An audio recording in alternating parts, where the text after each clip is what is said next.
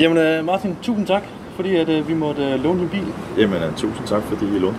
Det var, ja, det var en, det er en sag, du kører rundt i. Ja, det er en Saab 9-3 Cabriolet. Ja, er det noget... altså nu har jeg været ude på stykker, ikke? Og de her store direktører, de kører rundt i de her store biler. Ja. Altså rigtig store biler. Vi snakker om store Audi'er og store Porsche og så videre. Du kører i en sød lille Saab. Ja. Er det fordi du bare... Jamen jeg har altid drømt om sådan en. Og da jeg boede i USA, så lejede jeg faktisk ind i et par måneder, og jeg synes, det er en super fed bil. Jeg synes, den kører rigtig godt, og jeg kan godt lide, at den er sådan lidt svær at blive klog på. På en eller anden måde. Det er sådan lidt svært at forklare, men altså, den er godt bygget, og den er støjsvag. Jeg synes, den er relativt hurtig, og jeg synes, den er elegant uden at være prangende eller noget særligt. Og så er det en Cabriolet, hvad jeg elsker. Så jeg er meget glad for den. Ja. En Cabriolet, den er også god her om sommeren. Ja. Om vinteren, der smider du ikke lige tage noget? Nej, det gør jeg ikke så ofte, men altså skinner solen kan jeg godt finde på det, fordi jeg synes, det giver sådan en form for frihed, ikke? Altså lidt som jeg forestiller på en motorcykel. Men der har jeg sgu set for mange uheld til at tør køre motorcykel. Jeg ved, jeg selv er lidt for varmblodet til at jeg vil overleve det, så jeg nøjes med en Cabriolet. Det er meget vildt. Hvad hedder det? Du har rejst en del, og du har også boet i USA. Ja. Derover, der er store biler. Ej, det havde jeg også. Der havde jeg en Porsche 911 faktisk en del af tiden, og jeg havde før det en Audi S4 Cabriolet. Min kone kørte rundt i en Audi Q7 med ungerne der, men altså, det er ligesom om alle er store biler, og de koster heller ikke særlig meget. Og, altså i det område, jeg boede i Boca Raton, lad mig sige på den måde, når man kom på en restaurant, hvis man havde en pæn bil, så blev den stillet op foran. Der kom min Porsche ikke hen, fordi der stod Lamborghini'er og Bentley'er, altså min, det var sådan en, man gav til hushjælpen, ikke? Så det svarer lidt til at køre Saab i Danmark, tror jeg, at køre en 11 derovre. Ja. Ja. Ja, jamen det er rigtig nok. Alt er stort. Større og bedre derovre. Men altså, hvis du nu kunne vælge den bil, altså hvis du må vælge hvilken som helst bil, du kører rundt i, og det skulle ikke være sat med noget. Hvad for en bil skulle du så have? Jeg synes, det er skide svært, fordi det kommer lidt an på, hvad den skulle bruges til. Jeg gider ikke have en super sportsvogn. Det er for komfortabelt, så jeg gider ikke. Altså det er ikke fordi, jeg ikke gider have hestekraften. Rent faktisk, jeg fortæller, jeg har lige bestilt en ny familiebil. Ikke i stedet for Saab'en, den beholder jeg. Jeg har lige bestilt den kommer faktisk på mandag, en Audi A6.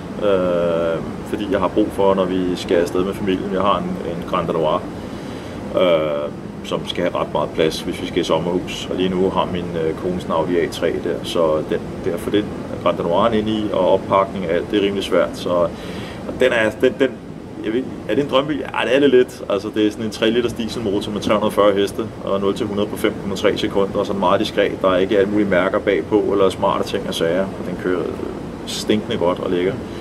Den har jeg købt brugt i Tyskland, så den glæder jeg mig sindssygt meget til at få hjem, og den vil jeg køre med i her i vinter, så Saab'en får lov til at holde hernede på parkeringskælderen.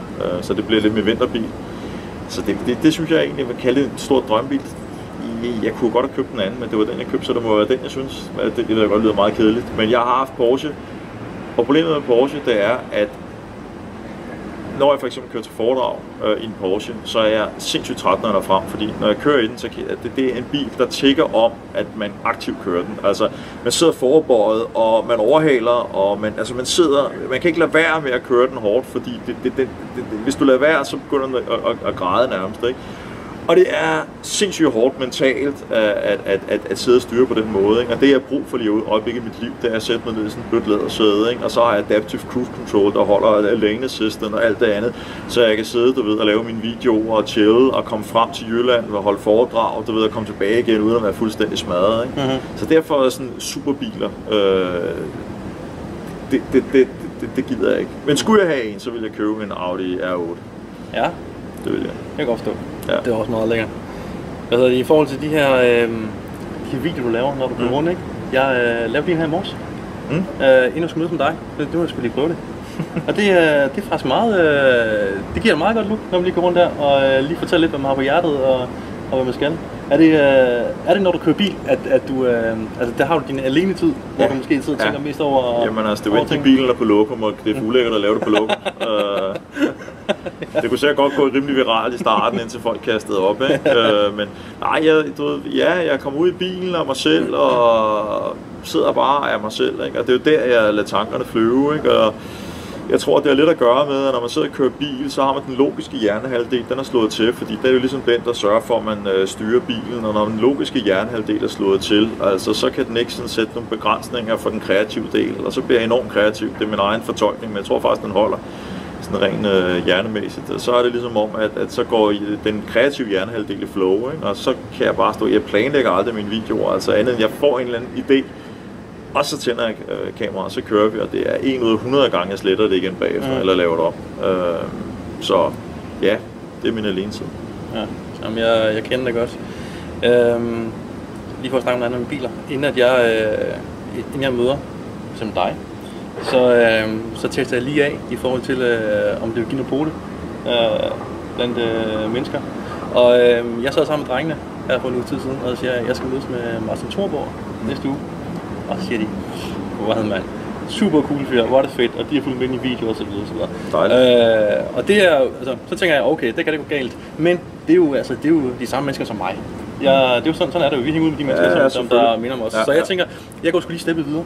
Og mine forældre, de kommer på bilerne, og det er tough derovre. Der skal slås igennem, ikke? Så jeg sidder sammen med min mor, og sidder og snakker lidt med hende, og så siger jeg, hey mor, jeg skal mødes med Martin Thorborg. Så siger hun, Martin Thorborg, det er der ham med internettet. Og så siger jeg, ja, det er det jo lidt, kan man sige. Han er så sød. Så siger jeg, okay, jamen altså, du rammer min mor, og det er altså, hold nu op. Så får du en sidste test, og det er min far. Ja. Og der er ikke nogen, der har bestået en test endnu. Og jeg siger til ham, jeg skal mødes med Martin Thorborg. Så siger han til mig, og så gik han hjem. Altså, så det fandt jeg sgu aldrig ud af, om du er kendt helt dertil. Men du er altså, du er virkelig en kendt mand i forhold til inden for iværksættermiljøet. Og det er også derfor, at jeg sidder og snakker om dig i dag. Du er jo forbillede for rigtig mange. Hvordan er det at være ham, som folk ser op til? Jamen, jeg synes, det er hyggeligt, fordi det er positivt. Altså, tager på Roskilde Festival, så får jeg en 6-8 krammer i løbet af en aften med folk, der bare kommer umotiveret hen og siger tak for en eller anden video, der på en eller anden måde gjorde indtryk på dem og får dem til at ændre lidt i deres liv, og det synes jeg er fedt. Altså, jeg får praktisk talt næsten aldrig, altså i hvert fald på gaden, dårlige ting. Det gør jeg på Facebook og sådan noget lignende, men det er lidt ligesom Facebook og lidt ligesom Ekstrabladet Nationen, ikke? Altså man får lidt ravl og krat ind, ikke? Og der er jo altid nogen, der er ondt i røven, ikke? Altså nu her sidste, ikke, har jeg prøvet at skaffe indsamlet til Røde Kors, ikke? Og der er selvfølgelig 3-4-5, der kalder mig en svindler og alt muligt andet, som jeg simpelthen på ingen måde kan få ind i mit hoved, hvordan det kan vinkles til det. Men altså, det kan det åbenbart, ikke? Så man har jo nogen, som på en eller anden måde, der har lidt...